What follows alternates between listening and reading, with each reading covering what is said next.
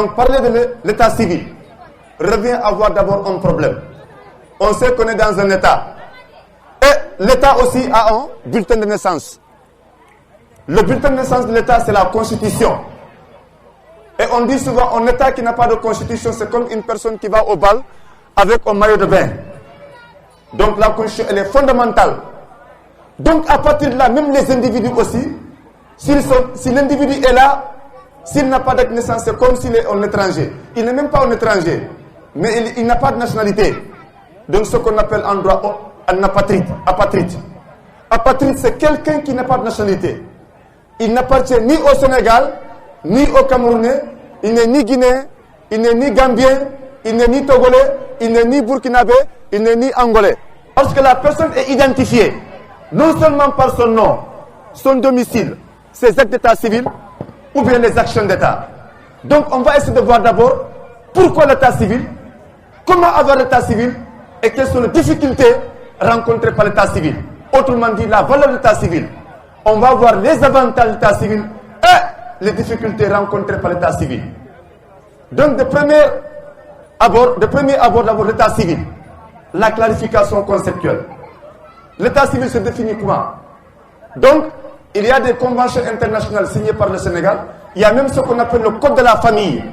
Si tu veux comprendre tout sur la famille, tout sur le mariage, tout sur les fiançailles, il faut voir le code de la famille.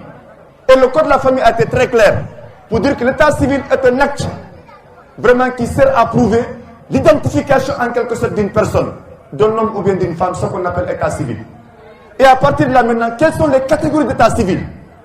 Il y a acte de naissance, acte de mariage, acte de décès ou bien acte d'adoption. Ce sont les différents cas d'état civil. Et qui s'occupe de la gestion de l'état civil? C'est la mairie, le état civil. Maintenant, au niveau de la mairie, ça dépend des communes. Il y a un maire qui est chargé de l'acte d'état civil, office d'état civil. Il y a les états civils des centres principaux ou bien aux états civils des centres secondaires. Et à partir de là maintenant, acte d'état civil, quand est-ce qu'on peut avoir acte de naissance? C'est le point le plus important. L'acte de naissance, il y a deux façons. Il y a la procédure normale de déclaration et la procédure exceptionnelle. Procédure normale, quand l'enfant est né, automatiquement, le père ou bien la mère, ou bien le chef du village ou le délégué du quartier, ou bien même les matrones, ou bien toute personne qui a des informations utiles sur la famille, ces gens-là, chacun pris individuellement, doit se déplacer pour aller faire la déclaration. Et maintenant, ça dépend aussi de la commune. La commune de Bandafassi, où chez M. Khalifa Ba, le maire, a pris une décision importante pour engager les chefs du village à faire une déclaration très rapidement, venir avec le cahier du village, s'inscrire en échange de 300 francs. Donc là, c'est la procédure normale. Quand l'enfant est né, automatiquement, il faut faire la déclaration. Et maintenant, il y a ce qu'on appelle la procédure exceptionnelle. Là-bas, il y a deux. Il y a ce qu'on appelle la déclaration tardive et l'autorisation judiciaire. Déclaration tardive, ça veut dire quoi? Si le père ou bien la mère, ou bien les pères et mères de l'enfant, père, il n'y a pas S, mère, il n'y a pas S. Parce que, avec le français, on dit que chacun a un seul père et une seule mère. Mais dans la tradition, quand on dit un oncle est un père. Donc, les pères et mères de l'enfant, ou bien toute autre personne que j'avais citée, pour faire la déclaration, mais sous le sceau de la déclaration tardive. La déclaration tardive, c'est combien de mois? 6 mois. 6 mois, 15 jours après, si on n'a pas déclaré, on peut faire la déclaration tardive. Et là, toujours, on va aller à l'office d'état civil. Pas n'importe quel office d'état civil. L'enfant est né dans la commune de Bandafassi. On va faire la déclaration dans la commune de Bandafassi. Les villages qui sont là. Mais si l'enfant est né à Bandafassi, si on fait la déclaration au niveau de Dingoli, là-bas, l'office d'état civil d'Ingoli doit se déclarer incompétent. Parce qu'il y a le ressort territorial. C'est important. Si l'enfant est né à Tchokoy, et si l'enfant est né hors de la commune de Bandafassi, on ne peut pas faire la déclaration autrement. Donc après ça aussi, il y a ce qu'on appelle autorisation judiciaire.